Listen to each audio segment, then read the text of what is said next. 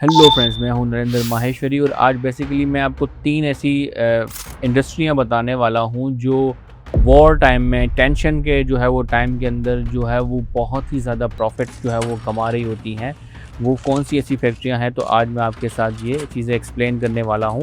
देखिए दोस्तों, जब यूक्रेन में जो है वो बम गिर रहे थे ना, तो पाकिस्तान में कुछ एक्सपोर्टर्स के जो ऑर्डर्स हैं वो 3 गुना ज़्यादा हो गए थे। इसी तरीके से जब गज़ा जल रहा था तो कुछ लोगों की फैक्ट्रियां 24/7 यहाँ पर चल रही थी। ये काफ़ी ज़्यादा जो है वो क्रूल लग सकता है, बट ये बिज़नेस की रियलिटी है। देखिए वॉर में 99% लोग तबाह हो जाते हैं, बट ये 3 इंडस्ट्रीज़ जो हर वॉर में हमेशा प्रॉफिट में जाती है। और अगर आपका बिजनेस इनमें है या इनसे कनेक्टेड है तो हो सकता है कि ये वीडियो आपकी लाइफ बदल दे। देखिए सबसे पहली इंडस्ट्री की बात करें वो है डिफेंस एंड सिक्योरिटी सप्लाईज। जब वॉर होती है ना, तो आपको पता है कि गवर्नमेंट जो है वो पैसा रोकती नहीं है। जो मिलिट्री बजट है वो काफ़ी ज़्यादा एक्सप्लोड करता है। यूक्रेन वॉर के बाद यूरोप ने अपना डिफेंस जो बजट है वो $200 मिलियन तक जो है वो बढ़ा दिया था 1 साल में। तो अब आप सोच रहे होंगे कि मैं आपको मिसाइल बनाने का कहूँगा कि नहीं भाई, ऐसे नहीं हो सकता। मिसाइल तो आप बना नहीं सकते, बट जो चीज़ मिलिट्री यूज़ करती है ना, तो वहाँ जो है वो आपका दरवाज़ा खुल सकता है बिजनेस का। जैसे टेक्निकल ग्लव्स जो है वो आ गए, मिलिट्री बूट्स हैं, यूनिफॉर्म्स हैं, टेंट्स हैं, रोप्स हैं, पैकिंग मटेरियल आ गया। इसके बाद जो है फूड मटेरियल यहाँ से जाता है। और इसी तरीके से तकरीबन सब B2G एक्सपोर्ट हैं जो वॉर के वक्त बूम करते हैं। पाकिस्तान का टेक्सटाइल सेक्टर ये एक गेम खेल सकता है। बहुत कम ऐसे एक्सपोर्टर हैं जो इस एंगल को सीरियसली जिन्होंने लिया। जो पहले जाएगा वो मार्केट पहले कैप्चर करेगा। दूसरी इंडस्ट्री है वो है फार्मा और मेडिकल सप्लाईज। आप सबको पता है कि वॉर जोन में जो है वो पहली चीज़ क्या ख़त्म होती है वो है दवाइयाँ, बैंडेज, सर्जिकल ग्लव्स और इसी तरीके से दूसरी चीज़ें। कोविड के टाइम में याद है आपको, जिस एक्सपोर्टर के पास PP किट्स थे वो रातों रात अरबपति बन गए। वॉर में एग्जैक्टली वही होता है, बस डिमांड और ज़्यादा होती है और सप्लाई और कम। पाकिस्तान में सर्जिकल इंस्ट्रूमेंट का एक पूरा क्लस्टर मौजूद है, सियालकोट, जैसे आप सबको पता है।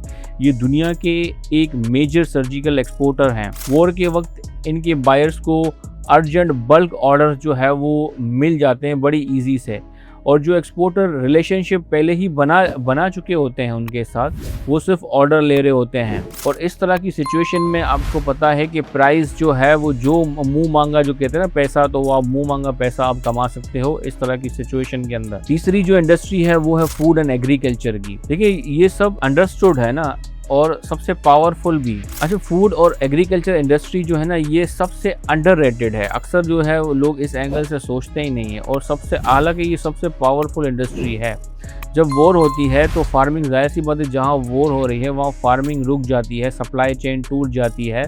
जैसे यूक्रेन रशिया वॉर में जो है वो ग्लोबल वीट जो थी वो 40% जो है वो अप कर गई थी सिर्फ 3 हफ्ते में। उस वक्त जिनके पास भी वीट थी, राइस थी, दाल थी, उनके बायर्स हाथ जोड़ के आ रहे थे। देखिए पाकिस्तान एक एग्रीकल्चर पावर हाउस है।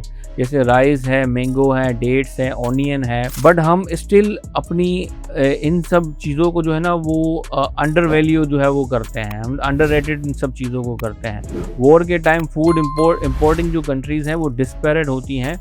बायर्स जो है, अगर बायर डिस्पैरेट है तो प्राइस आपकी होगी, जो प्राइस आप मांगोगे वो देगा। आपकी ट्रम्प पे सारी चीज़ें जो है वो हो सकती हैं। अब आप कहोगे कि भाई हालात जो है इस तरह के हैं, कंटेनर्स जा नहीं रहे, तो कैसे हम जो है ये सब चीज़ें कर सकते हैं, फूड एंड एग्रीकल्चर के अंदर हम कैसे काम कर सकते हैं। लेकिन दोस्तों, जैसे ही हालात नॉर्मल होंगे तो इन चीज़ों की डिमांड इतनी ज़्यादा बढ़ जाएगी कि आपको वो डिमांड पूरा करना मुश्किल पड़ेगा। अगर अभी से जो समझदार जो एक्सपोर्टर्स हैं ना, वो इस हालात को लेके रो नहीं रहे होते, वो अपनी तैयारियां पकड़ रहे होते हैं। उनको पता है जैसे ही चीज़ें सिचुएशन नॉर्मल होंगी, जो अभी लॉस हुआ है वो सब कवर कर लेंगे। तो ये 3 इंडस्ट्रीज़ हैं, डिफेंस, सप्लाईज़ है, medical and pharma, food and agriculture.